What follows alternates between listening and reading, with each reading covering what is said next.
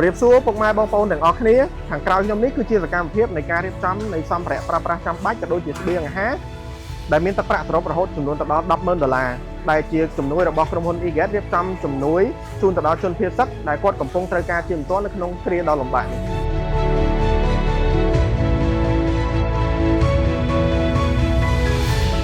អង្គចំនួន10តោនតង់ខៀវចំនួន 3,000 តង់ឈុតសម្ភារៈចាំបាច់ចំនួន 1,000 ឈុតធុងទឹកចំនួន 1,000 ធុងឆៃប៉ូវចំនួន 1,000 គីឡូត្រីងៀតចំនួន 500 គីឡូត្រីខចំនួន 1,000 យួរបាយក្តាំងចំនួន 2,000 កញ្ចប់សាច់ផាត់ចំនួន 500 គីឡូមីសួរចំនួន 1,000 យួរអង្គមៀលចំនួន 1,000 យួរនំមីដាស់ចំនួន 2,000 ប្រអប់សាប៊ូបោកខោអាវចំនួន 1,000 កញ្ចប់ប្រដាប់ប្រើប្រាស់នារីចាំបាច់ចំនួន 1,000 កញ្ចប់ថ្នាំសង្កូវសម្រាប់ការពារក្តៅខ្លួនផ្ដាសាយនិងទឹកលេងរបួសថវិកា $10,000 រៀលក្នុងមួយគ្រួសារ